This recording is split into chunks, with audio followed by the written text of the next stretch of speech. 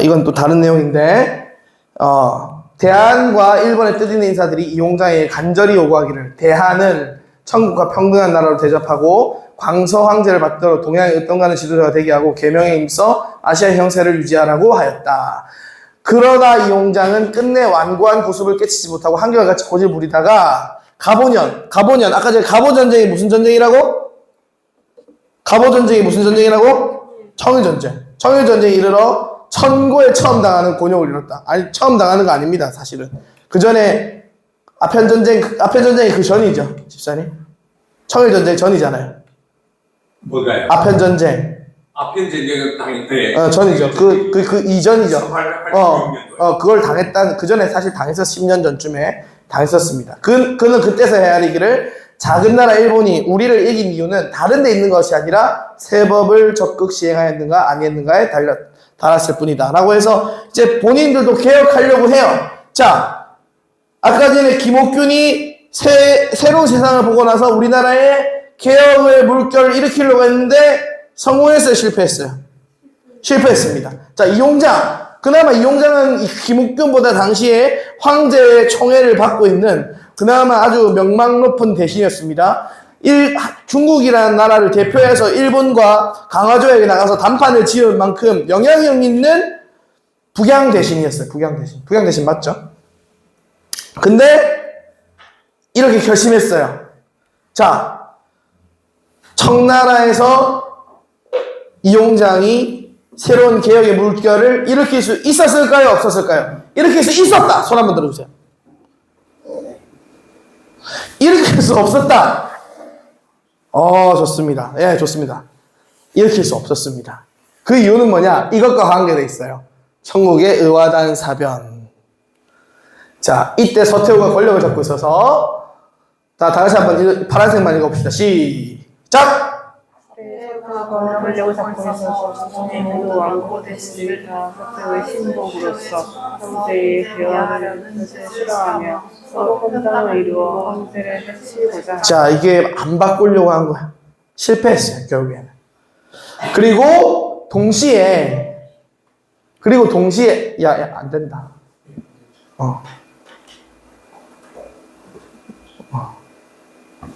지금. 오케이. 자, 그래, 결국에 이렇게 망합니다. 서태후가 결국에 못하게 합니다.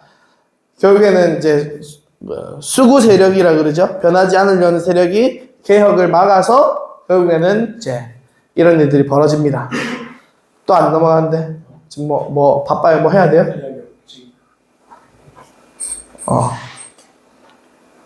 자, 요거 넘어가겠습니다. 그래서, 자, 옛날부터 천국에서는 기독교인을 미워하는 배단이 심하였다. 자, 우리나라에서도 갑오개혁이 실패한 이유가 있었습니다. 그게 뭐였냐면, 단발령이었어요. 이 청일전쟁 이후에 우리나라에서도 개혁을 하려고 했는데 실패했던 큰 이유가 단발령이었습니다. 단발령이 뭐예요? 단발령. 개화할 테니까 제일 처음에 뭐부터 손댄 거야? 머리 스타일, 헤어스타일부터 손댄 거예요. 근데 당시 우리나라를 우리나라 정신세계의 가장 중요한 흐름을 가지고 있던 종교가 어디였어요? 유교입니다. 유교에서 사자수학 어렸을 때부터 배워요. 3살, 5살 때부터 먼저 한문을, 천자문을 떼자마자 바로 배우는 게 바로 사자수학인데, 사자수학의 가장 첫 번째 구절이 뭐냐면 신체발부 수지부모라. 이게 무슨 말이에요? 신체, 내 몸에 있는 것들은 하나도 빠짐없이 부모님으로부터 나온 것이니 이것을 다 소중히 여겨야 된다라는 거예요. 그럼 머리카락도 누구로부터 나온 거다? 부모님부터 나온 거기 때문에 이 머리카락도 소중히 여겨야 된다. 그래서 머리카락을 안 자른 거야. 어쨌든 근데 그 머리 부모님부터 준 걸 이제 자르라고 하니까 이제 국민 정서를 이해 못하고 바로 단발령부터 하는 바람에 실패했죠. 그때도 중국에서도 의화단이라는 지금으로 따지면 이제 우리나라 치면 동학농민운동 같은 거예요. 얘네들이 동학의 난처럼 의화단들이 기독교인들을 미워했습니다. 자, 여기 한번 파란색 읽어보겠습니다. 시작! 한국인들은 기독교 공격자들이 토지를 빼앗거나 백성들을 해치러 오는 것으로 알아서 관원이나 백성이나 기독교인을 만나는 경우 기회만 있으면 그들을 해치려 노력하였다. 이렇게 된 거예요. 상황이 이렇게 이러한 상황을 살펴보면 서태후의 모든 세력까지 다 개화를 원수같이 반대하고 인심을 선동하였다. 어두운 민심이 스스로 헤아리기를 우리가 이러한 기회를 얻지 못할 것이라고 일시에 일어나 서양인들을 몰아내고 예법을 회복하여 전처럼 문을 닫아걸고 우리끼리 잘 살자고 의화단 조직하여 무리를 합하였다. 이게 완전히 그냥 나라가 개혁을 실패하게 되는 거죠. 개혁을 실패하는 것을 넘어서서 제일 핍박을 당한 무리들이 바로 기독교인들이었습니다. 기독교인들이 대표적으로 조계지에 많이 들어와 있었거든요. 여러분들 조계지가 뭔지 알아요? 근데 아는 사람, 난 조계지 설명할 수 있다. 자, 제가 조계지 설명해 드리겠습니다. 조계지는 뭐냐면요, 제일 처음에 자주국과 자주국이 만나서 교역을 하려면 조약을 맺어야 되죠. 그죠? 조약을 맺는 겁니다. 맺은 다음에 이제 문물이 들어올 거 아니에요. 무역도 하고, 그 다음에 우리나라처럼 지금은 여권을 발부받아서 이제 머물 수 있는 땅이 있을 거 아니에요. 만약에 우리나라 사람들이 중국에 간다, 미국 사람들이 중국에 간다, 그러면 중국에 미국 조계지가 있습니다. 미국 사람들이 머무는 곳이에요. 거기서 무역도 하고 사람도 만나고 하는 거예요. 이해되죠? 중국의 모든 땅을 다 다닐 수 있는 게 아니야. 조계지, 허락된 공간에서 있을 수 있는 겁니다. 그래서 그 조계지에 이제 기독교인들 일부 가가지고 상인이나 교인들이나 이렇게 있었는데, 여기에 전국 각처의 교회와 학교, 내 외국인의 집과 재산을 불지르고 노략질하였다. 의화단이 그렇게 했다는 거예요. 개화하려는 노력을 철저히 실패합니다. 의화단은 철도, 교회, 전선 모든 외래적인 것을 파괴 시작했고 기독교도를 학살하기 시작했다. 지금 이거 좀 굉장히 잔인한데, 이제 삶아서 포를 떠서 먹기도 하고, 굉장히 팔과 다리 각을 뜯고 작두라 머리를 통째로 자르고 산채로 묻어 죽이고, 하여튼 이런 온갖 더러운 짓을 다 합니다. 선교사님들, 외국 사람들을 대상으로. 외국인들이 가만 있었겠어요? 안 있었겠어요? 안 있었죠. 일제히 분노합니다. 미국, 영국, 미국, 프랑스, 러시아, 독일, 오스트리아, 이태리, 일본, 이거 하나 아닌데? 어디죠? 벨기에 아니에요? 집사님? 오스트리아 아니고 벨기에 아닌가? 오스트리아. 네. 아니고 벨기에 나왔죠. 이거 지금 이제 하나 잘못된 겁니다. 우리 이승만 10개국이라고 해놨어요. 이승만은. 이게 맞는, 이게 고쳐진 네, 건가? 네. 죄송합니다. 이게 맞는 거. 네. 영국, 미국, 프랑스, 러시아, 독일, 이태리, 일본 8개국 군대가 사방에 달려들어 일시연합하여 북경에 돌입하였다. 자, 근데 이 중에서 우리가 주의하게 봐야 될 나라가 있어요.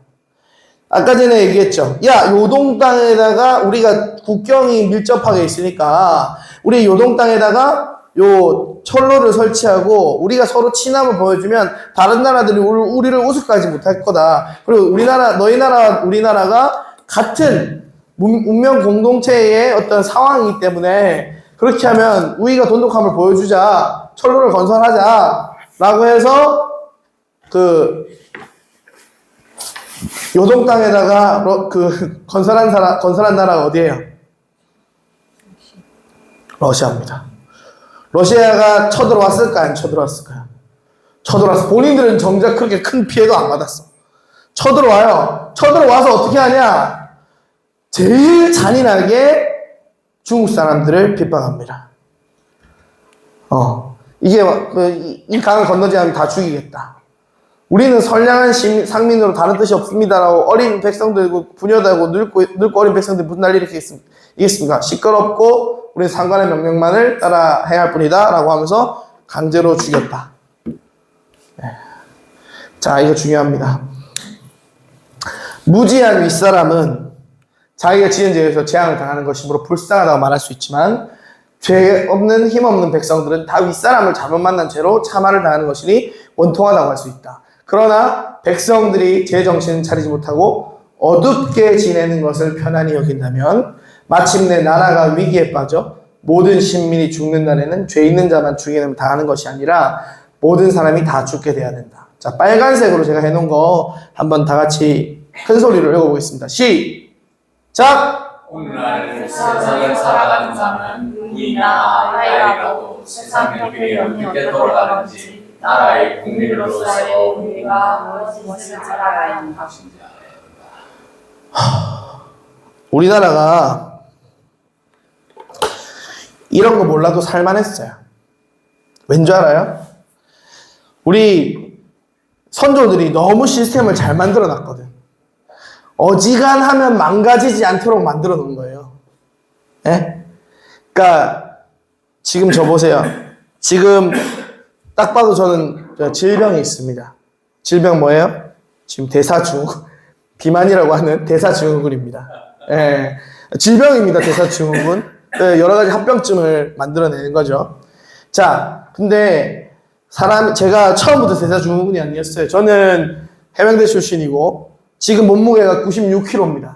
96kg인데 제가 군대 전역 입대할 때 58kg으로 입대했고요. 그다음에 전역할 때 68kg으로 전역했습니다. 70kg으로 결혼해서 1년이 지날 때마다 2kg씩 쪘어요. 제가 지금 70kg의 몸이었다면 어땠을까요? 물론 이제 옛날 얘기지만 아주 운동도 열심히 했고 건강했습니다. 그때는 제가 좀 몸을 막 써도 괜찮았어요. 정말로. 뭐 잠도 이틀 동안 잠을 안 잔 적도 많고 교회 일한다고 하루에 1시간씩 2시간씩 금식 기도도 일주일 금식 기도 3일 금식 기도 엄청 자주 했어요. 자주 하고 몸을 막 굴렸어요. 몸을 막 굴렸습니다. 근데 제가 지금도 몸을 그렇게 관리를 잘 하는 편은 아니에요. 그런데 저보다 더 몸이 안 좋은 사람들, 그러니까 병원에서 이렇게 하면 안 된다라고 완전 판정을 받고 암 환자들, 이런 사람들이 몸을 함부로 굴리는 것과 건강한 사람의 몸을 굴리는 것은 차이가 굉장히 크죠. 탄력성이 이미 다 망가진 상황이에요. 우리나라는 과거에는 탄력성이 있었어요.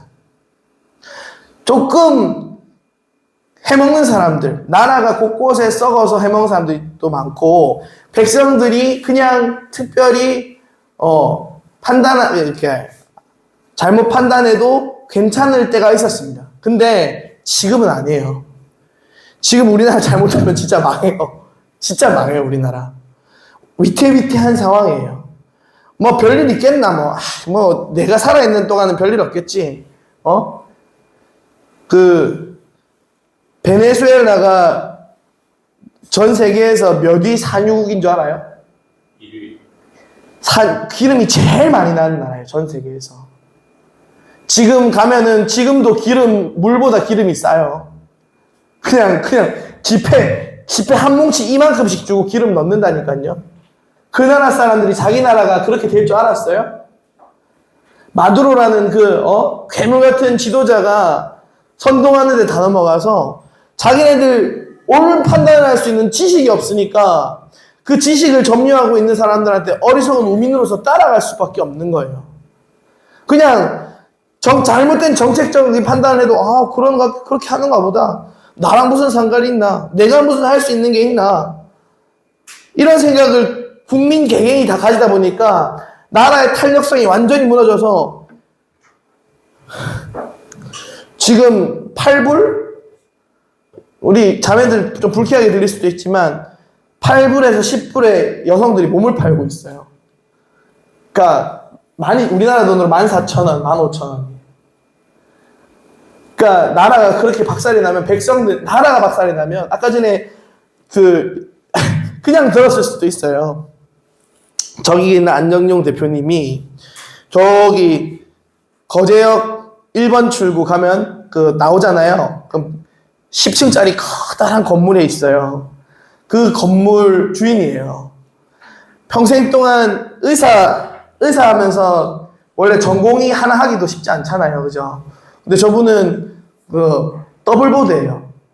네? 그러니까 외과와 성형외과 다 하신 분이에요. 얼만큼 배운 만큼 배운 분이고, 나는 저분이 재산이 얼마만큼 있는지 모르지만 적어도 자기가 평생 동안 다 써도 남을 만큼의 재산 이미 다 모으셨을 거예요. 근데 왜 토요일 날 할 일 없는 사람처럼 자기 집에서도 본데 이까지 와가지고 쉬는 시간에 하나라도 여러분들한테 이게 얘기를 해주려고 하냐. 아까 전에 배를 얘기했잖아요. 배. 여러분들 대한민국이라는 배에 여러분들 다 구성원이에요. 구성원인데 이 배가 풍랑을 만나기 전이나 배가 멀쩡할 때는 티가 안 나요. 그냥 크루즈 여행하는 것처럼 편안하게 갈 수 있어요. 유람선에 있는 것처럼 편안히 갈 수 있다니까요. 그리고 그 그러니까 관리를 따지자면은 선장이죠. 배 선장과 그 다음에 그 선원들이 제 역할을 다 하고 있을 때는 승객들은 자기 역할이 뭔지도 모른 채 그냥 편안하게 갈 수 있습니다. 근데 만약에요, 선장이 자기 역할을 몰라요. 배를 무너뜨리려는 사람이 곳곳에 있어. 배를 너무 함부로 몰아서 배가 구멍이 나서 물이 새고 있어요. 선원들은 자기 살 구령만 하고 이 배를 유지할 수 있는 마음이 없어. 그렇게 되면 배는 파손하게 돼요. 파손하게 되면 그 배에 있는 선장과 선원들만 죽게 되느냐? 아니라는 거예요. 다 죽게 된다는 거예요. 모조리다. 그래서 선장이 제 역할을 못하면 승객들이 정신을 차리고, 선원이 제 역할을 못하면 선원들한테 제 역할을 할 수 있도록 승객들이 꾸짖어야 된다는 거예요. 그러면 꾸짖으려면 뭔지 알아야 꾸짖을 거 아니에요. 내 역할이 뭔지 알아요? 여러분들, 이 나라가 지금 가장 큰 문제에 대한 무너진 게 뭔지 알아요? 물어볼게요. 우리 학교에서 다 배웠다고 하니까. 진짜 중요한 부분이니까. 뭐가 무너졌어요? 제일 중요한 거. 여러분들 자유민주주의 국가에 살고 있습니다. 자유민주주의 국가에 살고 있어요. 자유민주주의 국가에서 사는데 자유민주주의에서 가장 중요한 게 뭐예요? 선거! 아니에요. 잘못 알고 있어요. 주권이요? 주권. 뭐 막연하긴 하지만 자유민주주의 국가는 각각 자유를 지키기 위해서 서로를 견제해야 돼요. 그러면 그 가장 중요한 게 뭔 것 같아요? 삼권 분립이에요. 자유민주주의 국가는 인간은 믿을 수 있는 존재가 아니에요. 그럼에도 불구하고 그들 모두 각자가 자유를 누리기 위해서는 뭐냐면 서로가 서로를 견제해야 되는 거예요. 그럼 자유민주주의 국가의 삼권 분립이, 우리나라의 삼권 분립이 어떻게 이루어져 있어요? 첫 번째 뭐예요? 입법부, 그 다음에 사법부, 그 다음에 행정부. 이 삼권이 서로를 견제하면서 누구도 전체주의로 나가지 못하도록 서로를 견제하게끔 만들어진 거예요. 근데 지금 이게 무너졌어요? 안 무너졌어요? 완전히 무너졌어요. 어디가 지금 독주하고 있어요? 입법부가 독주하고 있죠. 행정부하고 사법부가 입법부가 원하는 대로 움직일 수밖에 없게끔 줄탄핵을 하고, 지금 완전히 국가의 어떤 균형이라는 게 완전히 무너졌는데, 국민들은 이 무너진 상태에서 어떻게 뭘 해야 되는지도 몰라요.